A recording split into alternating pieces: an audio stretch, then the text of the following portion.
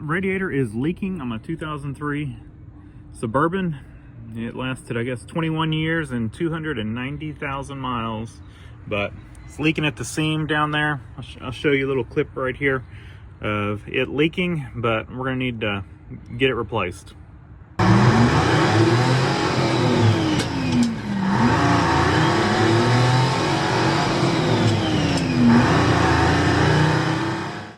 So if you followed along on the videos I've done on this Suburban, you'll know that I put electric fans in it. So my process can be slightly different than, you know, a 2003 and older, you know, with mechanical fan. Basically, we're gonna have to get the fans out of the way, and I'll probably go ahead and take the air intake tube just to give us some more room. So we're gonna take this off. Of course, we're gonna drain the coolant up a radiator hose. We're gonna unplug the fans and then pull the fans out, get them out of the way. They are bolted in, and if I remember right, I think there's a little thing it drops into, and I think it drops in at the bottom. I think, I'm trying to remember this, it's been years since I've had this thing apart. But then coming over to this side, you know, we've got that upper radiator hose over there. We've got a bottom radiator hose hiding down in there. We've got two transmission cooler lines, which we'll have to have the little, they're a push connect. There's a couple ways you can do that. There's a little tool to slip on there, and that's what we'll do. We're gonna spray it with some brake cleaner first, and then I'll probably spray it with some lube, and then slip the little push connect fitting in there. A lot of time this has fallen down, but this will be pushed over. It holds a little clip, and the clip is what holds the line in. You can, if you don't have the tool, you can actually get a pick and pull the clip out and get them out. See that little clip? Or there's a little tool that just slides over the line, slides in there and kind of gets between the line and the clip, and then you can pull the line out. That's what we're gonna do. And you've got this hose right here that goes down right there. I don't remember if I mentioned this hose, but you've got it. And I pointed out our bottom radiator hose. Once all that's done, we've got these bolts, and I'll have to look and see if there's any at the bottom. I guess we can go look at our new radiator. Let me do that real quick. And here's our radiator. It looks like it just sits down in the bottom, so there's two bolts at the top, then it sits down at the bottom. This is gonna be a pretty easy job. On stuff like this, you know, a lot of times I'll look up the process of doing it, but on something like this, I just kind of try to take a look and see what's in our way. Like, what, we know the radiator's basically right here, and of course it's under the core support, it's not under this thing. I don't think we have to remove this or anything, but it's under this core support, so that means, you know, easiest way to get it out is this way. We definitely don't want to go that way, and it won't even go that way because the way it's mounted. And so if we're gonna have to go that way, we need to free up the stuff that's in the way, which would be our fan, of course all of our hoses and lines, and this air intake tube, just kind of make things easy. If you've got the mechanical fan version of this, I would assume you're probably going to need to take the fan off and then take the fan shroud off. That would be my guess. Just thinking through this, I don't think there's enough clearance that you could just undo the fan shroud and push it out of the way and then get the radiator out and leave the fan on, and then the fan shroud just pushed up against the engine. That might be worth trying, but I'm not sure. I don't know. I don't have a mechanical fan on here anymore. All right, so I figured since I still have all my mechanical fan stuff, real quick, I'd throw this in here just to show y'all, you know, the basic steps on if you've got a mechanical fan. You've got your shroud. It's gonna be similar to how I did the electric fans. You got two bolts at the top, and to make this easy, there's some push connectors in here. You can take those out, and then the upper shroud will come off. That gives you just a little more access to the fan to get it off. You can do it without it.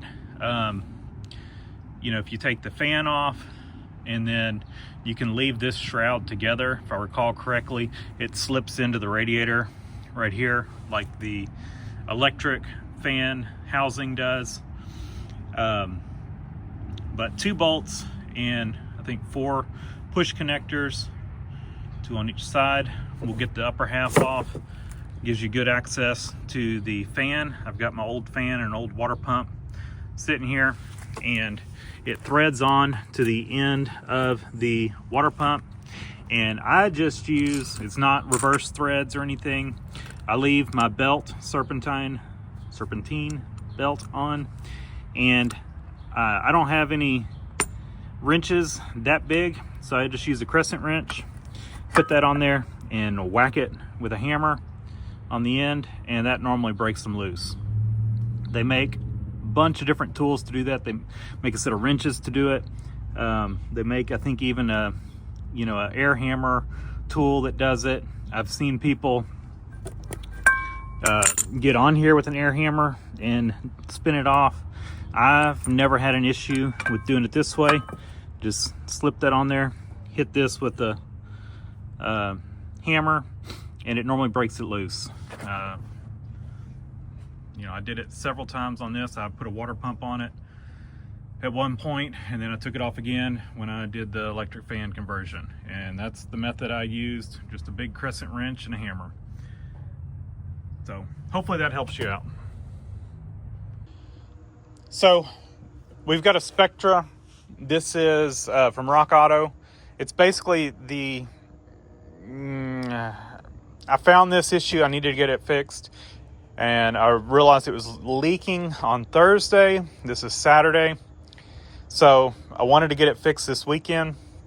So I was trying to find out what radiator I could get cheap, or not cheap, but I knew going to the parts store, looking at prices, it ranged anywhere from $230 to $280 was about the price range of buying one local. And looking at Amazon, I could get one for about $130 and get it on Friday. And that was about my only option on Amazon to get it, you know, before Saturday, you know, because this is Thursday. I need it Friday. And so I looked and found Rock Auto had a Spectra. The one on Amazon was like a Pacific, I don't know if it's Pacific Global. It was some brand hadn't never heard of.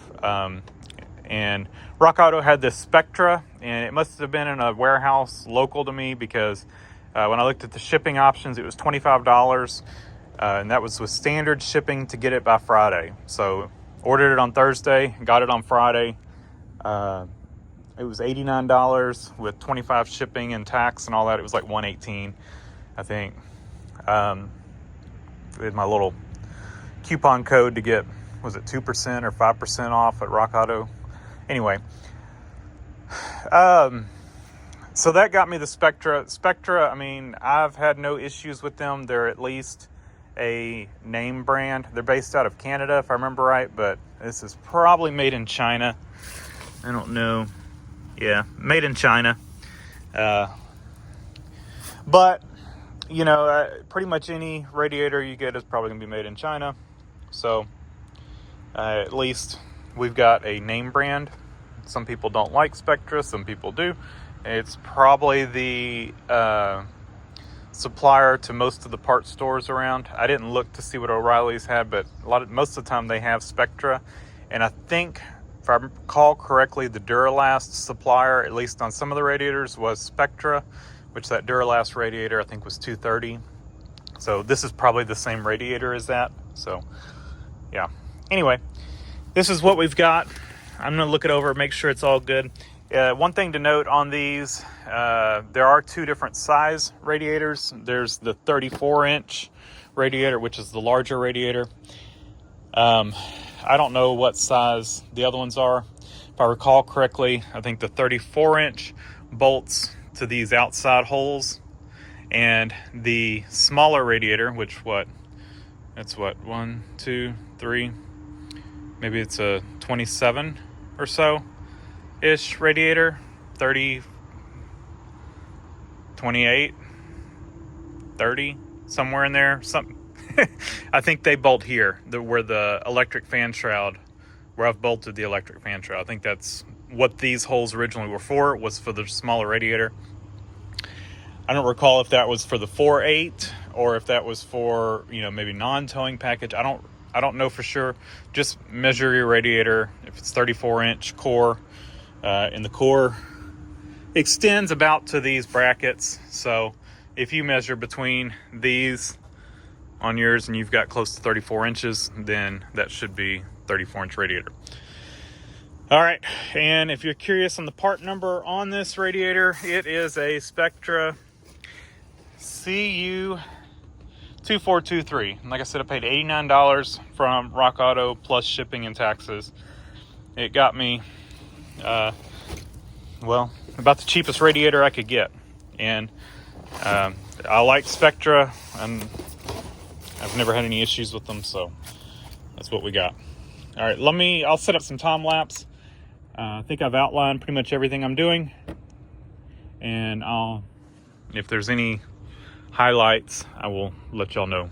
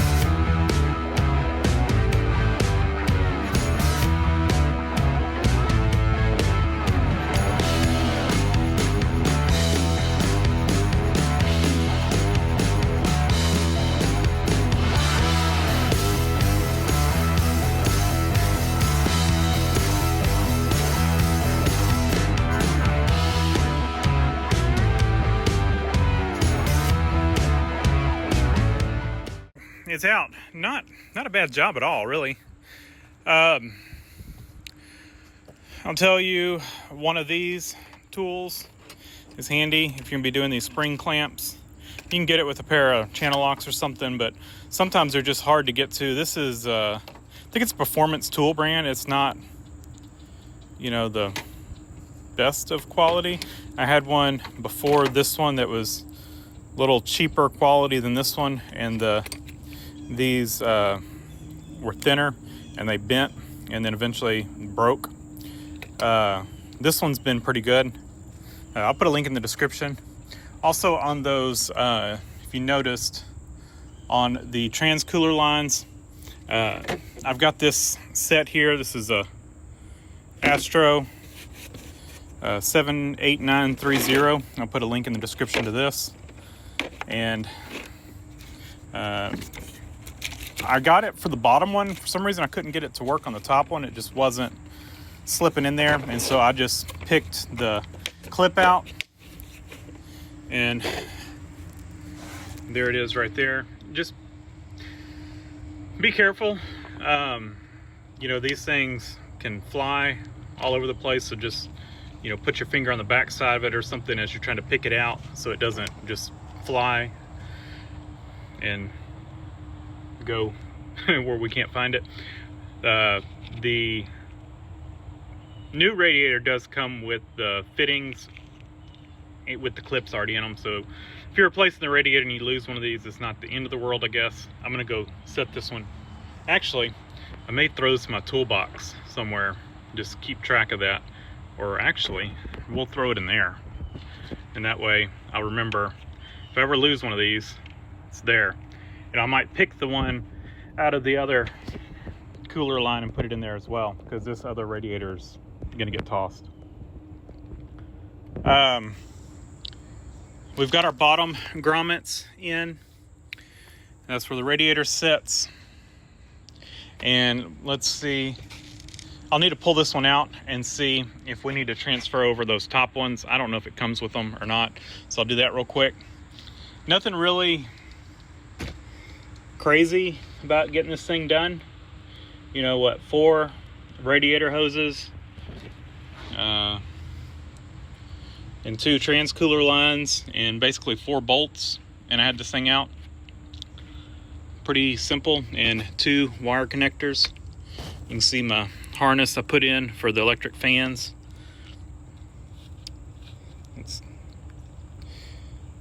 And yeah, so let me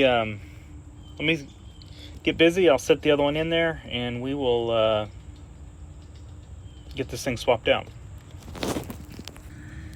I did not see a drain on this radiator. I don't think there is one. I haven't looked at it real closely once it's out, but I don't think there is one. And so I just undid this bottom radiator hose and drained it from there. Now we do have this little thing sitting over here. I'm not sure what this is. I don't know if that's supposed to hook onto the radiator. It was just laying here. It was not on the radiator. I don't see where that goes. I'm not sure what it is.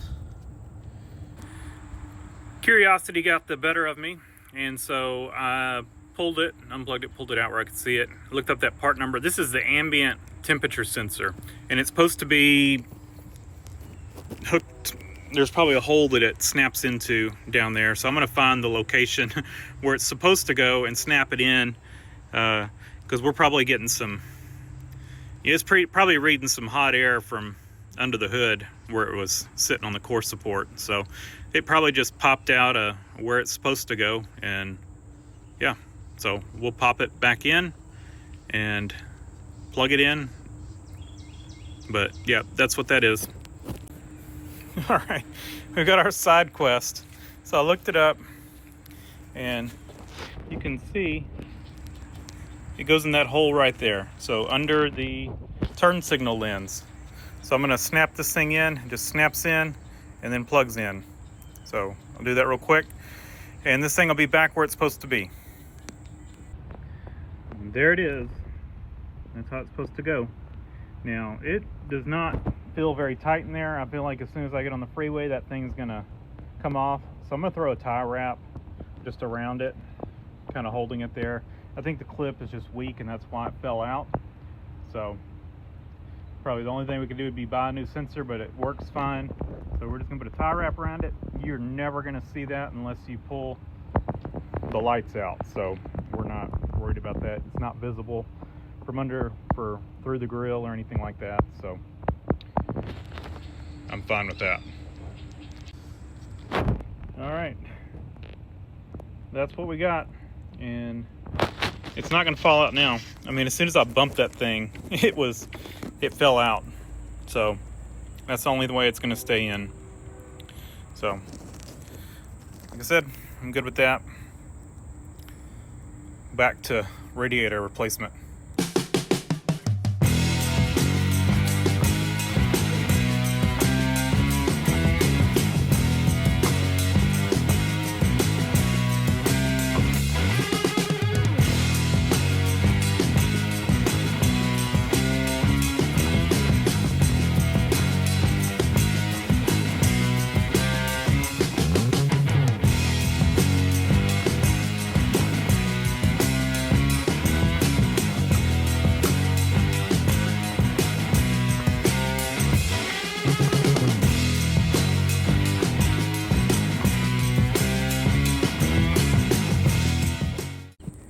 All right, the job is done. So what we've got left to do is to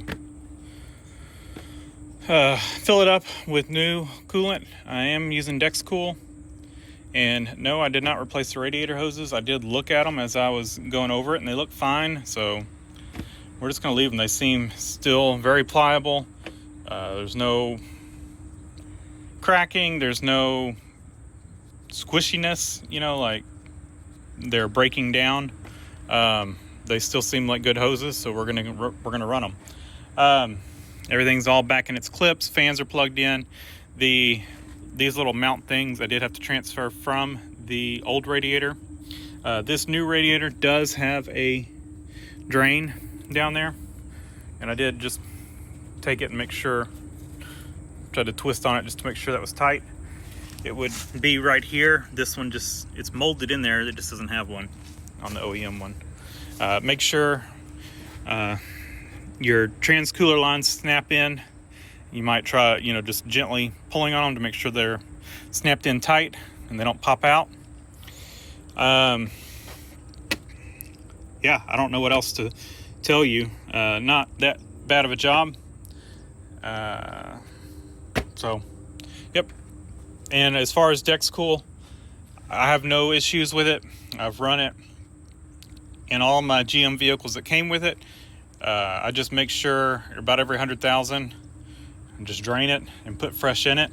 I think most of the issues, 2 issues with Dex Cool. One is if you never change it, like any coolant, you know, it can start kind of breaking down and causing issues. And then if you are mixing it, you know, with the green stuff, that can cause issue. I think it can sludge up. So just, yeah, put Dex Cool in here, and I've had no issues with it. And so when I got this Suburban, I drained it and put new coolant in it, new Dex Cool, and that was probably, let's just say that was 100,000 miles ago, maybe less. So we're just going to do new Dex Cool in it, and should be good. It's Prestone Dex Cool. It's at Walmart. It's like it's $15 for the concentrated stuff, and I just mix it 50% distilled water, 50% Dex Cool. You can buy the pre-mixed stuff if you want, but I just mix it up. So, all right, I think I'm gonna leave this one here. Y'all don't need to see me filling it up. We'll fill it up, and I'm gonna let it sit for a while and kind of let it bleed out or whatever. You know, there's gonna be some air in it, so we're just gonna kind of let it work its way out. Then we'll top it up and fill it up and start it up, let it get to temperature, then check it again once the thermostat opens. Make sure we are topped off on coolant and check for leaks, and that's it. So not too bad of a job, and hopefully this one lasts at least half as long as the OEM one did. So thanks for watching. Leave a comment down below, hit the like button, and subscribe for more.